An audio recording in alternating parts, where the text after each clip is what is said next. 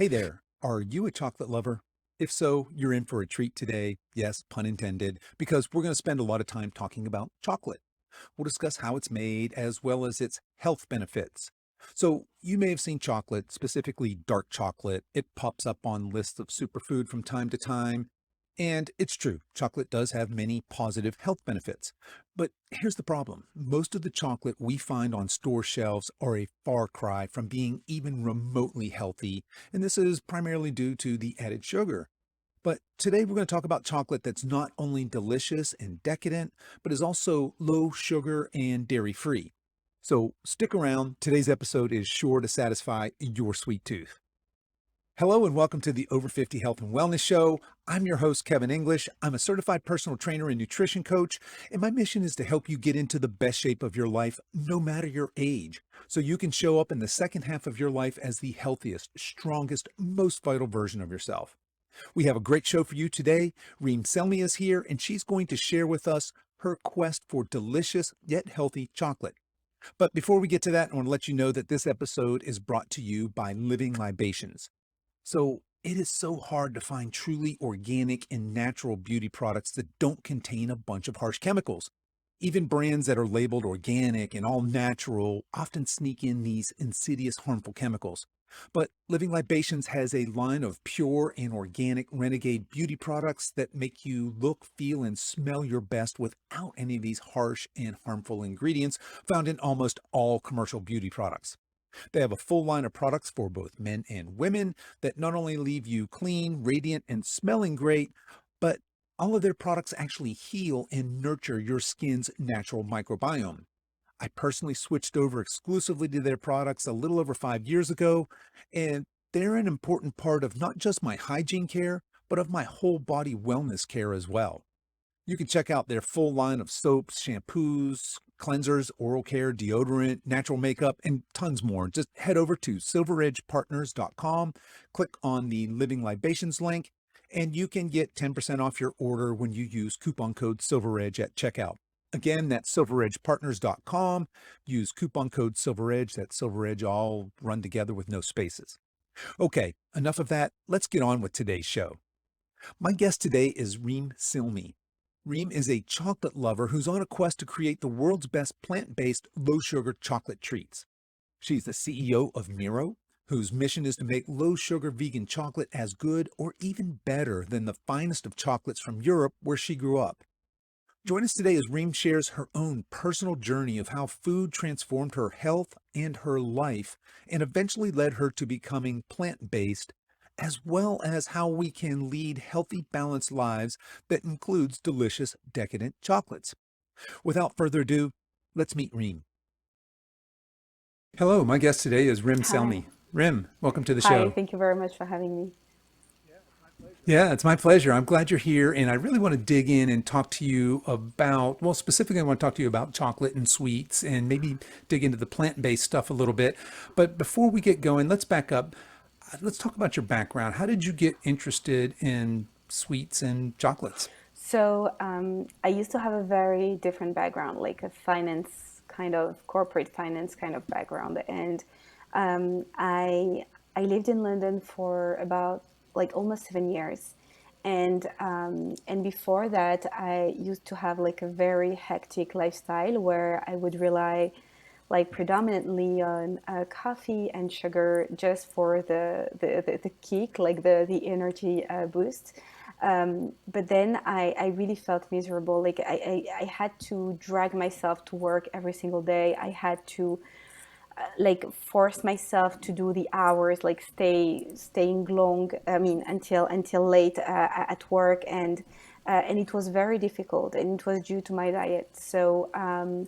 What I did, I quitted my job. It was the first, like the healthiest decision to do at the time.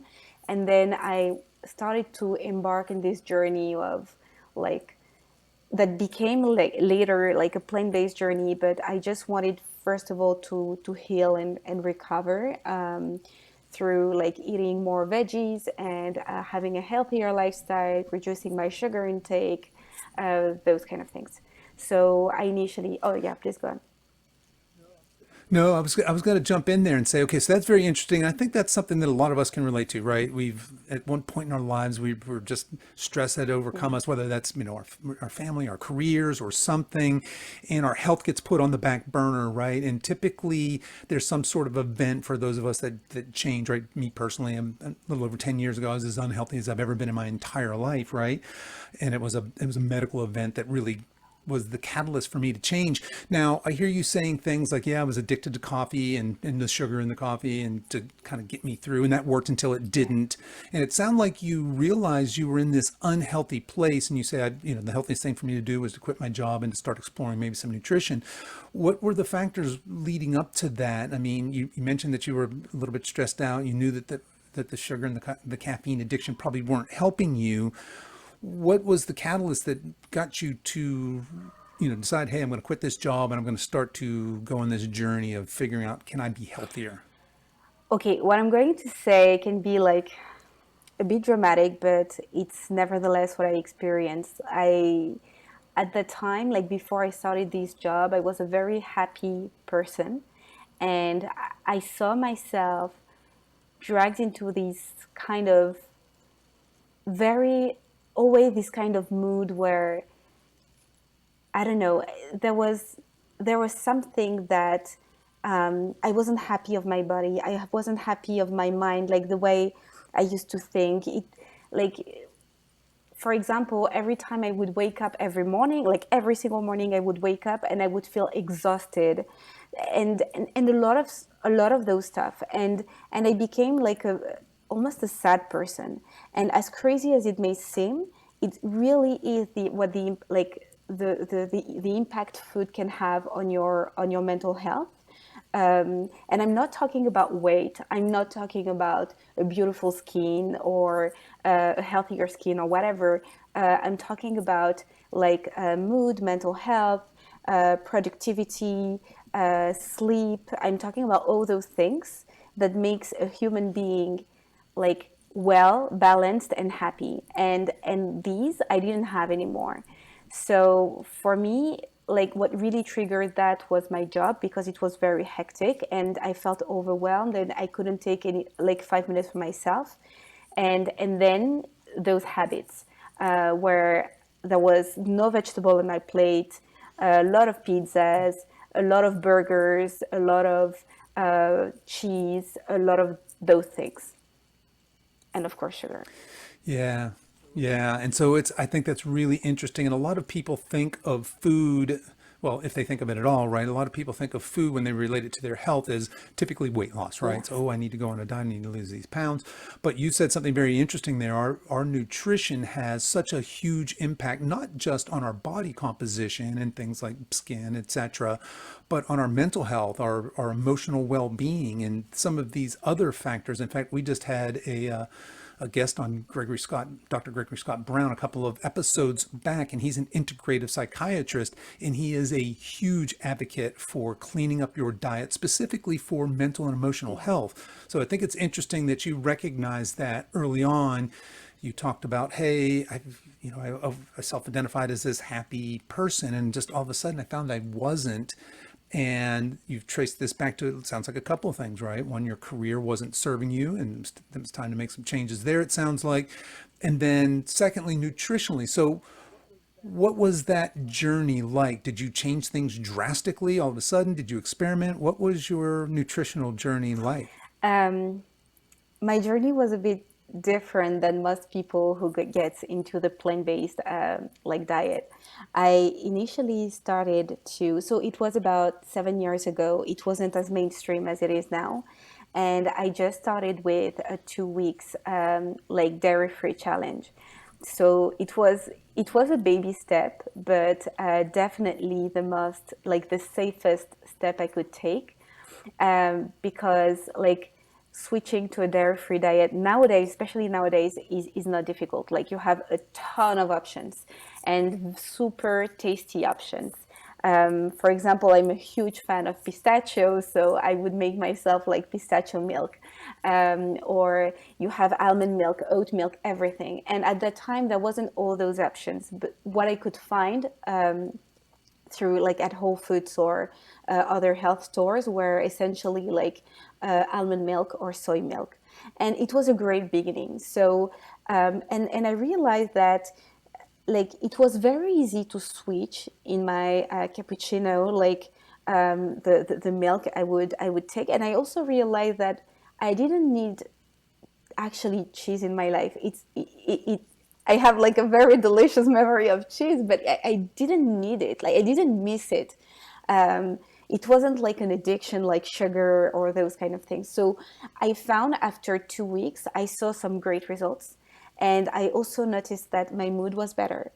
And I saw, so like in terms of if we look at parameters that are not as important as your mental health. Yes, the skin was better as well, productivity was better, but the sleep was great.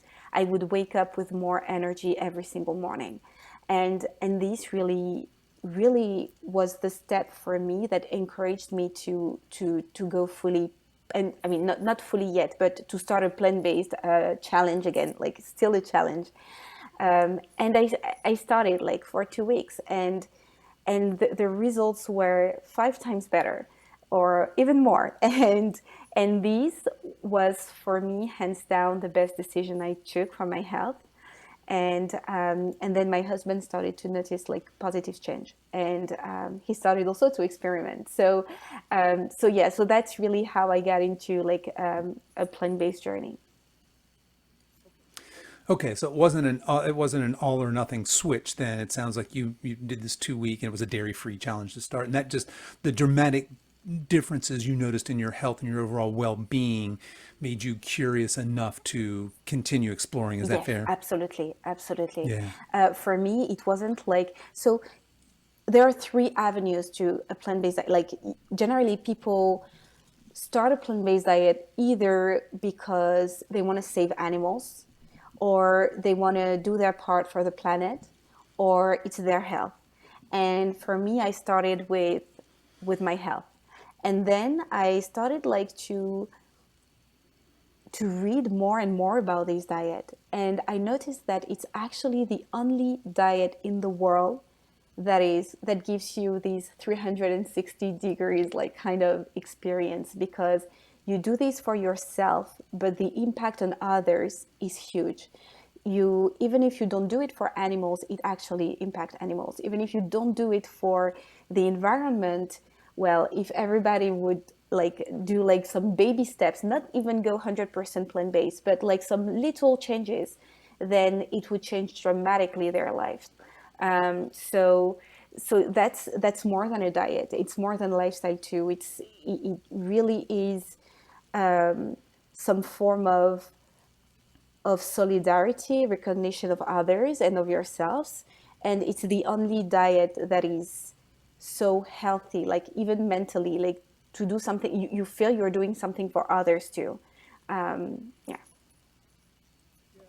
Yeah, and that's interesting points there, and I've certainly heard that's similar stories as well from other folks that are plant based. And I'll share with you my own journey here because my nutritional awakening, if you will. Now I'm a nutrition coach today, as well as a personal trainer, but that journey really started. I told you I got really sick. I thought I was having a heart attack. I wasn't, but I was very, very unhealthy. Spent a few days in a hospital there and came out and said, okay, I need to change some things, right? And I decided one of the places I would start was nutritional. And like you, somewhere along there, I probably hadn't eaten a vegetable in months before that. I ate very few vegetables. And I decided, well, I'm going to start eating salads. I'm going to shoot for a salad a day, which ended up being about a salad a week. But eventually, somehow, this 30-day vegan challenge landed in front of me, and just I shocked my family by saying, "Okay, I'm doing a vegan challenge," and I did it for 30 days, and I was very strict with it.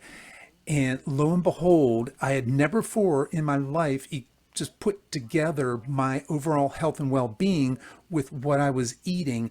And that opened my eyes wide open. I was blind before that, is the way I like to think of it. What happened was things like you're describing, right? I felt I had more energy, I had more libido, my sleep was better. I just felt 100% better. And the way I was approaching this was like you. I wasn't coming at it because I was raised on a farm and have an unsentimental view of eating animals, more or less. Obviously, my vegan experiment changed that a little bit, but I noticed this dramatic shift in my health and my attitude and everything. It was the first time ever that I put together how closely related what we put in our body manifests itself into just how we overall feel. Now, ultimately, I kind of I'm not a vegan today. I'm not plant-based today, but a lot of the lessons that I learned, I take along with me.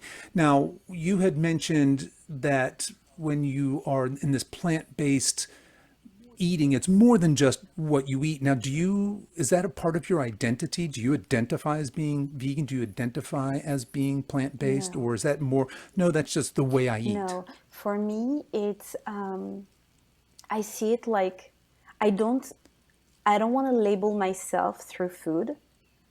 I don't Mm, want to do that. I think it's very restrictive to do that. For example, I was born I was born in the south of France, so I was used to Mediterranean food, and this is how I grew up until I leave my parents' home and I started to study abroad. And the thing is, um, even then, like where this diet was like very heavy in olive oil, in eggs, in cheese, in meat, I still really didn't. I still feel that there are components of this diet that can still be healthy, but it's not the choice I've made because like switching to a plant-based diet made me healthier. And but at the same time it's food, right? Like we are all on our mission, but it's food. And if I ever have to like get out of sleep from the bandwagon or whatever, I don't want to think of myself as a failure because I've slipped a little bit. And and that's the reason why I managed to stay steady, just because I don't want to put myself some pressure. But for example, if I take the example of my husband, he decided to become like vegan 80% of the time and 20% of the time to eat fish, eggs, and I totally respect that. That's his decision. But as far as I'm concerned, I don't want to label myself through food. Through food has served me well, in terms of who I've become, like my health and everything. Um, but if I ever do a small mistake or I ever decide to stop for a week for whatever reasons, I go to a region in the world where they don't have almond milk, for example, then I don't want to feel like a failure. So that's the reason why. yeah, that's very well said. And like I said, I had I call it my vegan experiment. But it was a couple of years where I was all in. Of course, I went down the rabbit hole. I watched all the movies that I'm sure you're quite aware of. Back then, it would have been Forks Over Knives, would have been one of the instrumental ones. I did a ton of research. It turns out when you're searching for information specifically on, say, veganism, you find a lot of information. And my eyes were open to things like the horrors of factory farming, Yeah. etc. But somehow in there, I actually got so tied up in this that I did ramp up my identity as a vegan. I'm a vegan. I'm a plant-based person, and it was difficult for me when I decided to transition out because of what you just very eloquently put. It's just you didn't want to wrap yourself up in that because that's pretty extreme. And it took a little while as I was considering changing the way I eat. I had to give myself some grace and compassion and disentangle what I was eating from who I was, right? And that for me, that took a little bit of doing. And I think what we see today in the world, there's just so much polarization and the cultural divides, and what we eat is actually becoming one of those things. People are identifying with, the way they eat. I'm keto, or I'm vegan, or I'm this, I'm that, right? And I think that that's a very that can be there can be some good to that, but there can be a dark side to that as well. And I think you explained that very well, giving yourself that grace. You mentioned that your husband is vegan most of the time. I've heard the term veganish. I'm Yes. veganish, meaning that I eat mostly plant-based, but I give myself that space and I allow myself to have what I want to eat from time to time. So that's very interesting. Now, I want to continue on the veganism here thing or the plant-based because I think what's happened here recently, and as a nutritionist, I'm very, very interested in how this is being marketed to just the general population. We are being marketed these plant-based food alternatives, right? These meat alternatives, for example, the Beyond Burgers and all of that, the Impossible Burgers, all this as a healthier option. It's healthier for the planet, it's healthier for you. But yet when you flip over something like one of these, fake hamburgers and you look at the ingredients list, no, it's not more, it's not a healthier option for your body, not biologically. Talk to us a little bit about the difference between plant-based and maybe a whole food plant-based diet versus just being plant-based, specifically how that ties into human nutrition. Okay. So I think the main difference is between plant-based and vegan.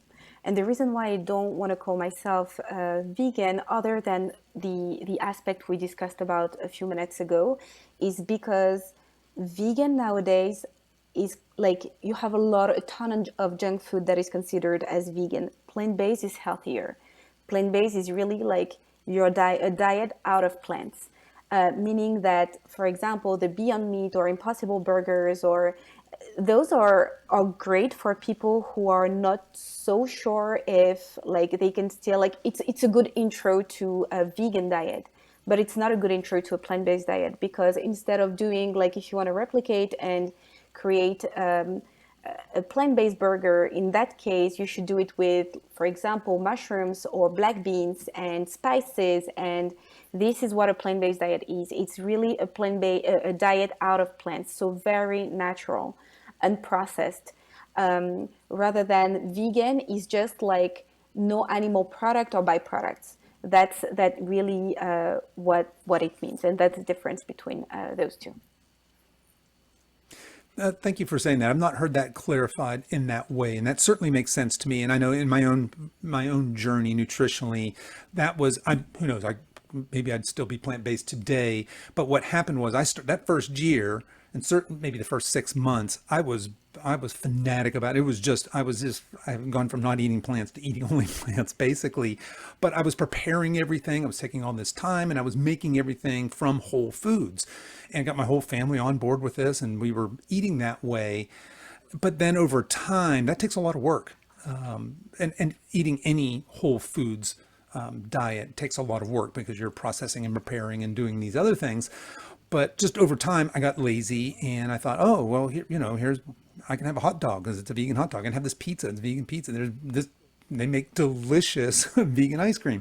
So I slowly kind of moved into that space and my health slowly deteriorated. I didn't do a good job of maybe supplementing and things like that as well. But that's kind of what changed things for me, right? So it's my understanding that there is a two different camps there in that plant based. I hadn't thought about separating it as vegan and plant based. Now, one of the other questions I wanted to ask you, just in being 100% plant based, is how do you negotiate the social side of your life? So one of the things that changed for me, right, is I was the meat, I just ate whatever, right? I was the fast food guy. I love steak, I love burgers, and then all of a sudden I'm going out to eat, and I'm like, oh, what? Does that have dairy in it? Does that, is that cooked with bacon fat here in the South? How do you negotiate family, friends, and social situations when you're 100% plant-based? So okay, so when I started initially, and I would go like for dinner, like outside with friends, some of my friends would still like pick like steak houses, like as a restaurant choice, and I just didn't want to take like I didn't want to eat meat, so I just had this conversation of like, if you guys really love me, you have to stop doing that because they thought a vegan diet was just like a salad diet. And it wasn't a salad diet. So, Yeah. and they were like, yeah, but there are salads, so there are French fries. You can take that. No, I don't want to have French fries or a salad. So, like, progressively, I tried to really educate them around, okay, this is like and I had to just pick the restaurant myself that had like some options for everyone. And then regarding my parents who are Mediterranean, so very, especially fish, they just love fish. What I do, I just like Mediterranean diet is very heavy in veggies too, not just fish and meat or eggs and cheese.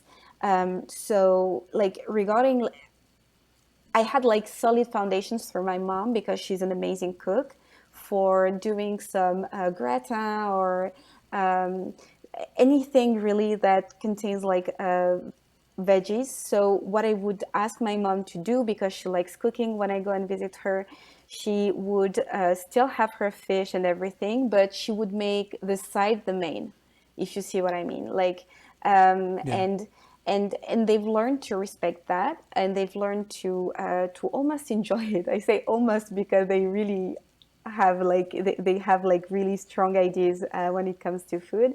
But it's really like a negotiation, and I even stopped, to be honest. Some will find this extreme, but I stopped hanging out at least in like for to the restaurant or with some specific people who are like, no, no, no, no, I want this kind of place, and who don't give any room to other kind of choices, personalities, freedom, and and I want to be free to eat what I want to eat. So some I had some friends who I started to just see like at some specific places, like going to the cinema together or having a drink together, but not going to the restaurant together anymore.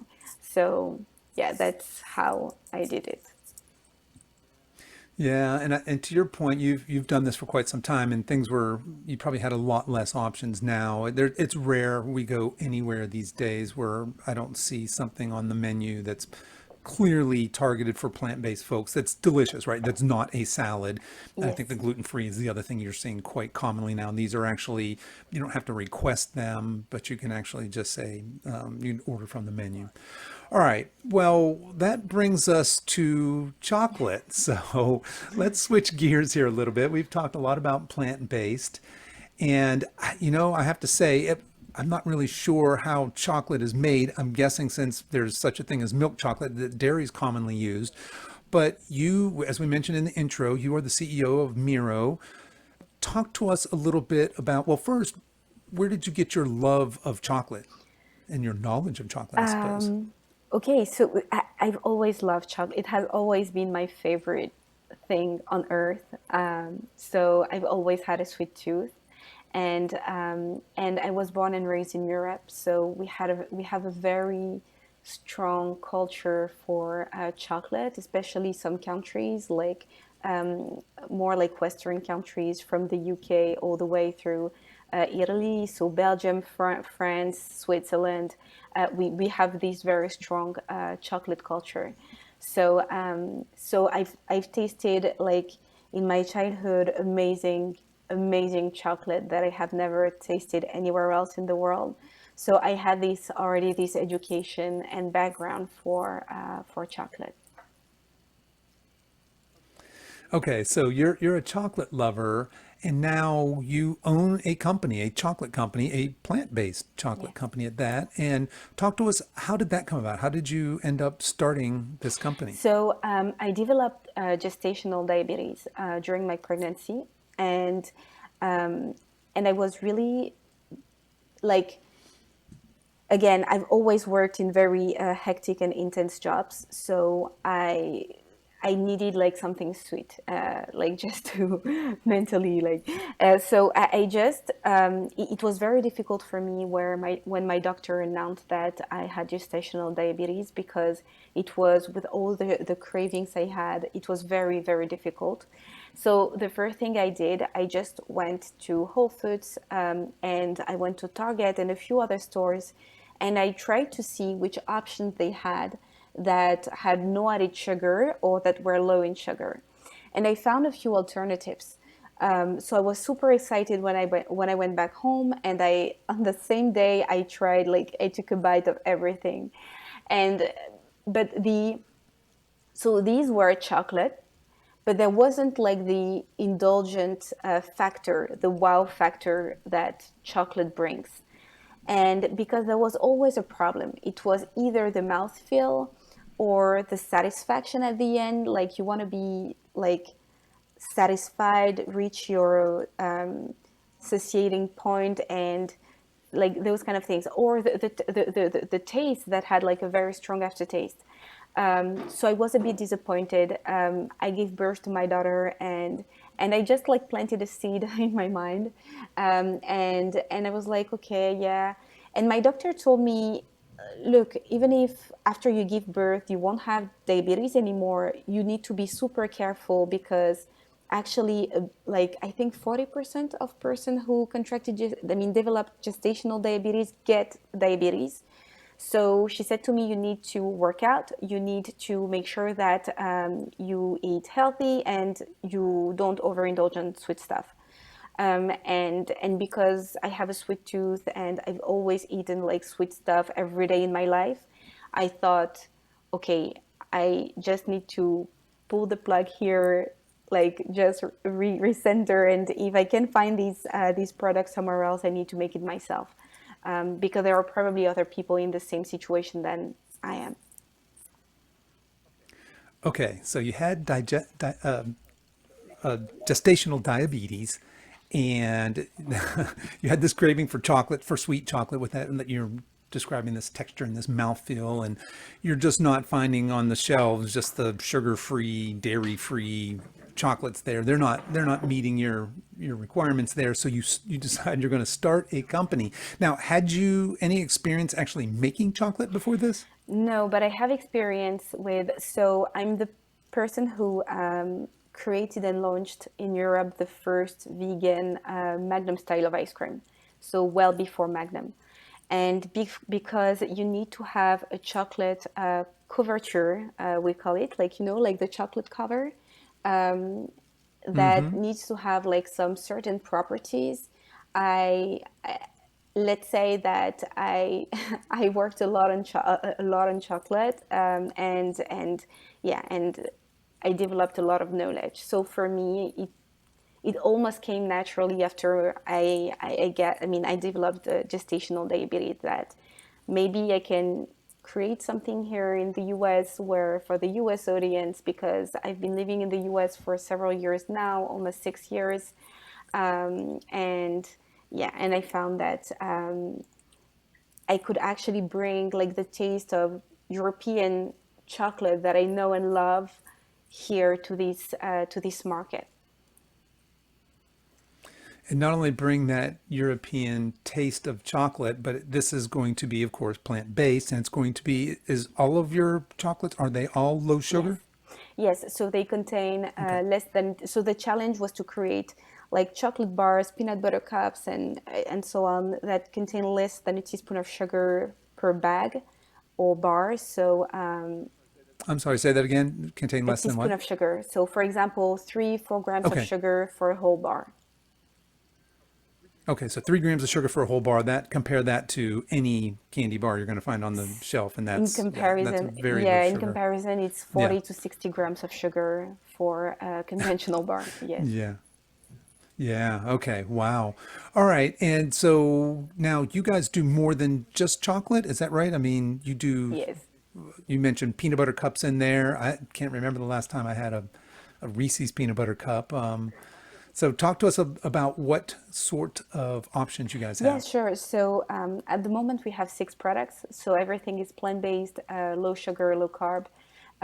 So we have like some chocolate bars, so white vegan chocolate bars, peanut butter chocolate bar, and then we have peanut butter cups, and then we also have like a baking line with some peanut butter baking chips, dark chocolate chips.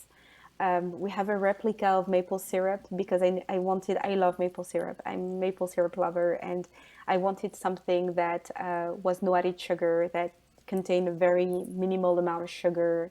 So yeah, so that's something also that I've worked very hard on, and that we now offer. Okay, and these would be ingredients that I could buy and then and cook my own vegan delicious things at home, right? I can get your syrup, I could get your chocolate chips or peanut butter chips and make my own Yes, creations, that's and of right. course your chocolate. Okay, gotcha. And now, are you guys primarily or 100% is this an electronic business? Is Yeah, this all remote? Have you done it's it just internet? online at the moment. So we sell through our website, and we hope to be on Amazon around September. So yeah, Oh wow. Okay. No, that would be a game changer, right? If you get there, that's quite a yeah, distribution channel. All right. And so as a nutritionist, I sometimes chuckle because a couple of things get thrown into this is healthy for you arena, and that's red wine and dark chocolate. You see that all the time. Hey, there's antioxidants in this, or there's resveratrol in this. And talk to us a little bit. Are there health benefits to chocolate? yes, a ton actually. So basically, chocolate is made of three things. It's made of chocolate liqueur, or you can even call it cocoa mass. So it's called cocoa mass in Europe. Here, chocolate liqueur. You can, I mean, there is also cocoa butter, and there's sugar. So chocolate per se is, if you remove the sugar, is very healthy because it's healthy fat. It's full of antioxidants, flavonoids, and it's very good for even for your productivity, your mental health. And that's why a lot of people actually love chocolate, because when they feel that down, they want to have chocolate. It's not just the sugar that gives them this happy feeling. It's also like the basically what chocolate contains. And and I think I mentioned it, there are also a lot of antioxidants. So that's the good part. But then there's sugar, and that's the not so good part. And that's why I personally like couldn't have sugar. It's because of, sorry, chocolate. It's because of the sugar. That's what makes it unhealthy. Um, so when you just ditch the sugar and replace it with a sweetener, it becomes healthy again. So yeah, so that's really the thing about chocolate. So just make those three ingredients with one evil ingredient that makes it unhealthy. Yeah, we like to put sugar in everything, and I mean everything now. It shows up in the oddest places added sugar. If it's a processed, ultra processed food product, it most likely has some added sugar.